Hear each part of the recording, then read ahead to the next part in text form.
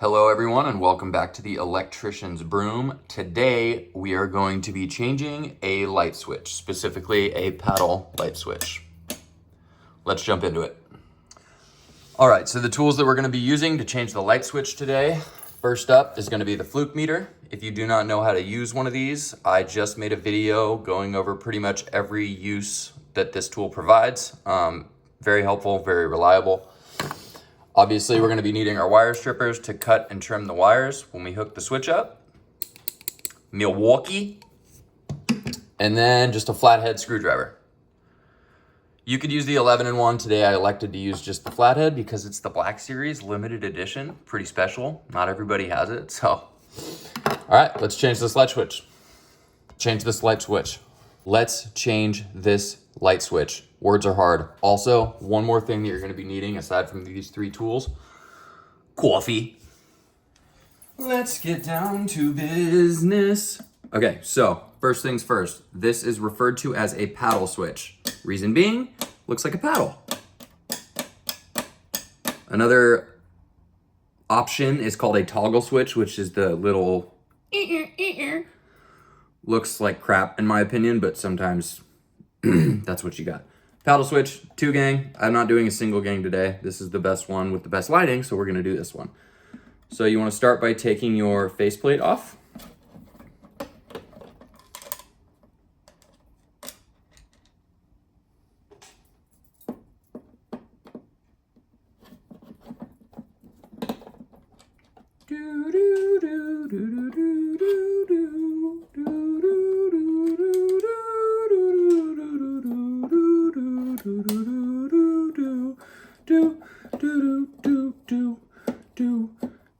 Boom, boom.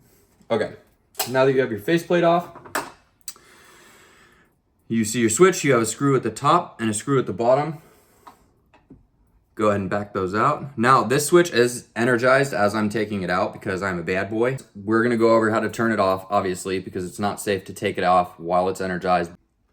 So as you can see, our light that we are changing the switch on is still on currently, and we'll transition over to our electrical panel. Once again, in Harry Potter's Nook, I looked at the schedule and found that the lighting circuit is all the way at the bottom on the left-hand side. So I'm gonna go ahead and turn this off.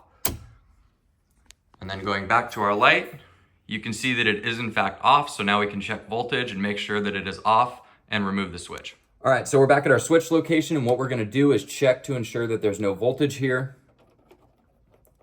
So I'm touching a ground wire that's in the back of the box for the purpose of the video. That way you can see the meter.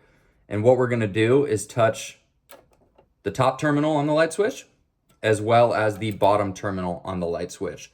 I will go over here shortly, the difference between the two, but for now, we can ensure that there is no voltage and we can safely remove the switch. All right, so we're gonna remove the bottom wire first, that being our line wire. And like I've covered in a previous video, changing a plug, these are stabbed into the back. I'm not a big fan of that. So what I'm gonna do to make this easier on myself is cut the wire here. Take that one first, then we can cut the top wire.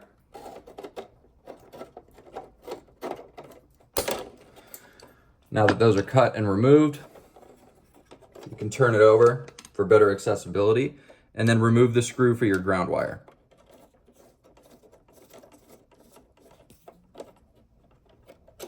And now you're left with just your switch and the annoying leads sticking out of the back because they're stab-ins.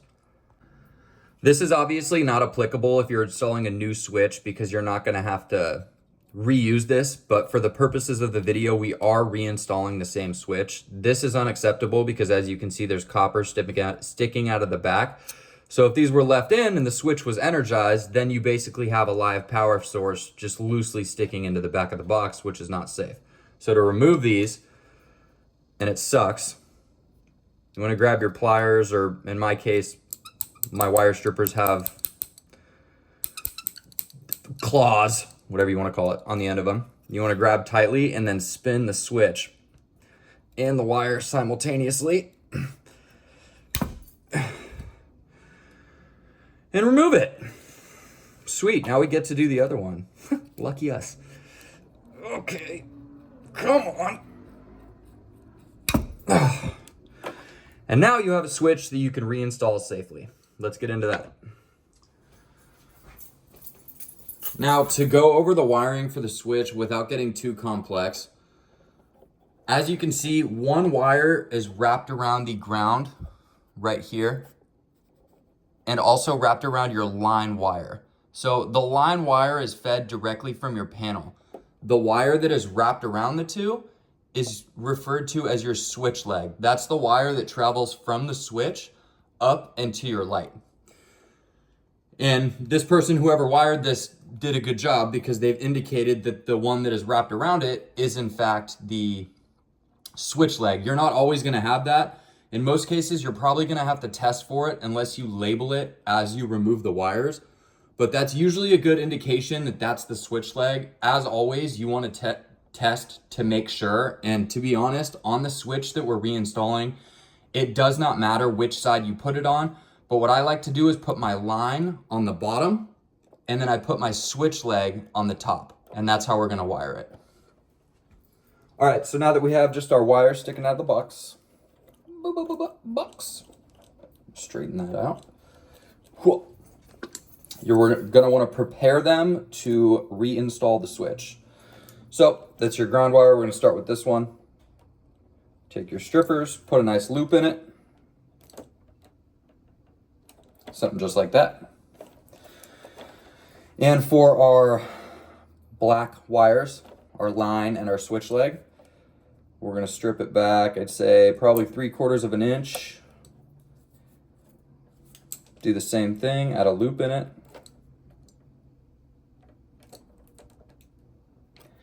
Like so. That was our switch leg. Now we're going to do our line, strip it back 3/4 of an inch. And what are we doing next? You guessed it, another loop. Just like that.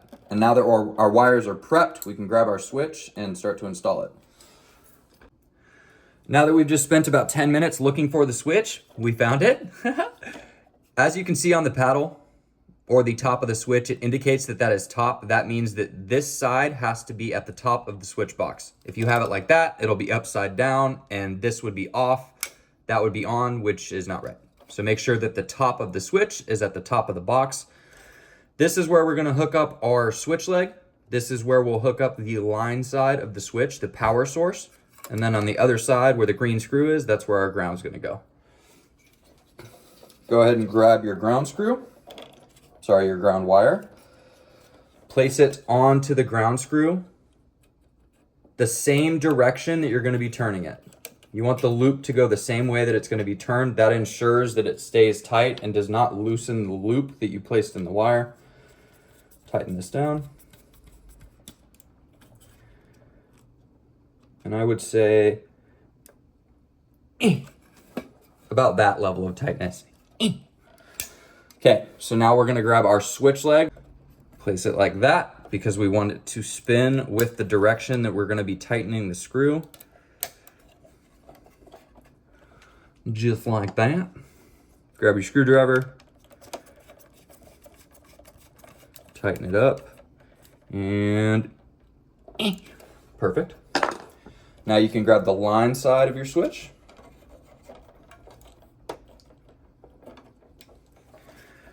Turn it like that. Again, with the same direction that you'll be tightening the screw. Tighten it up.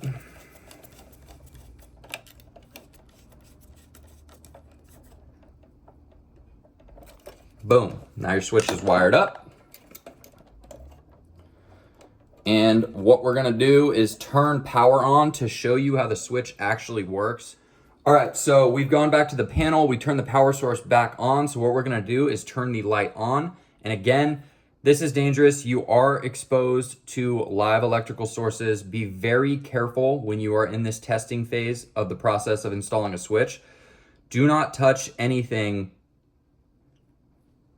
behind the switch. Only touch the paddle. So you're going to go like this. Turn the paddle on, we have light. Turn the paddle off, no light. Paddle back on, you're good to go. For the purpose of the video and teaching, I do want to show how a switch actually operates. So our ground wire right here travels back into the box. So I'm gonna place my tester on the ground wire so that you can see the voltage readings. Now that our switch is on, I'm gonna test right here on our switch leg side of the switch. We have power. Now if I turn the switch off, on our switch leg side, we have no more power because I've essentially broken the path of the circuit by switching the toggle. But down here, we still have power because that is the line side of the switch that is fed directly from the electrical panel. That's our power source. And again, even if it's turned on, obviously we're still gonna have power on that line side as well as the switch leg side of the switch. But if power is off, if the switch is turned off, we do not have power on our switch leg side. We only have power on our line side of the switch. Now that we've ensured that we hooked it up correctly and the light does work, we're gonna go back to the electrical panel, turn the circuit off so that we can safely reinstall the switch into the box. Now, if you watched my video on how to change a receptacle or plug, you know what we're gonna do. If you didn't watch it, go check it out, dude. It's pretty cool. If not, whatever.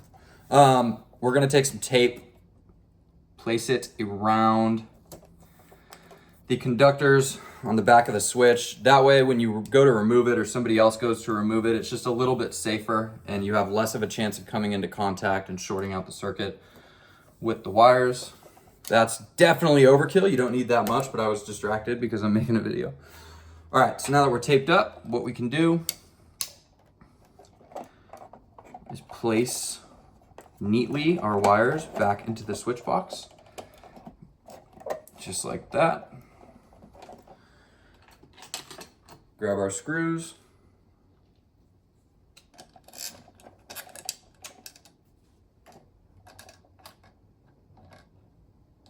Sometimes if it's pretty deep and they installed the box a little far back, it can be a bit tough to find it, but make sure it's lined up, don't cross thread it, and then slowly just start to thread in one side. Switch to the bottom, get that one started as well. That way we know that it's installed evenly.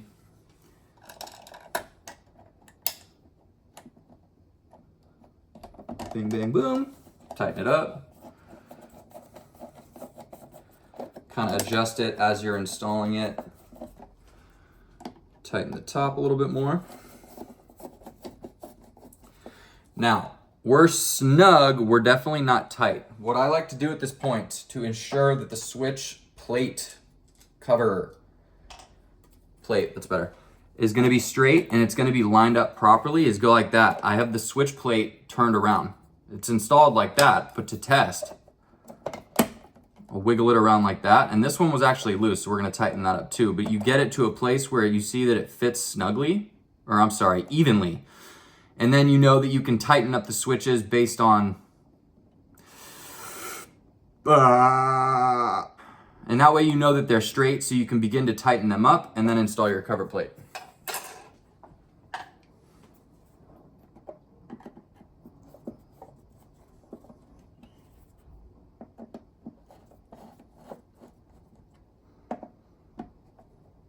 All right, so I've snugged these up a little bit. Just a bit more, I'm gonna check it again because there's nothing worse than thinking that you're done installing it. You go to put the plate on, it doesn't fit. So right there is perfect. So I'm gonna do my final tightening on these screws, just a little bit.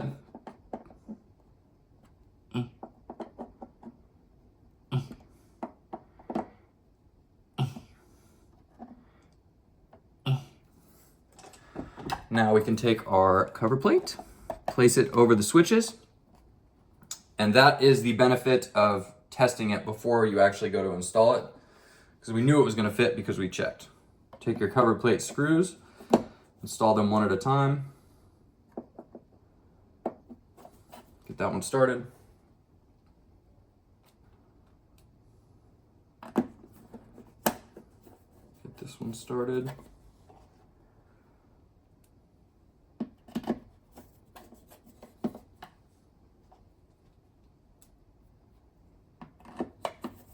And the last one. And again, if you watch the outlet receptacle video, you know that when you install the screws, you want them all to be facing the same way. which is vertical. Get that one straightened out. Get that one straightened out. All right, so we have turn power back on at the panel. We're gonna check it one more time. Go ahead and turn the light switch on. As you can see, we're good to go. Turn it off, it's off. Turn it back on, we're on. So that is how you change, reinstall, or install a new paddle switch. Thank you everybody for watching the video. I hope that you learned something. If you did enjoy the video, please like and subscribe. Probably put another, dang it. Let me know in the comments if there's any video in particular that y'all would like to see. I have a bunch of different ideas for videos I'm gonna make in the future. Probably do one about once a week. But if there's something specific you wanna learn, I'd be happy to do a video on that. Again, thanks for tuning in, and I'll see you in the next one.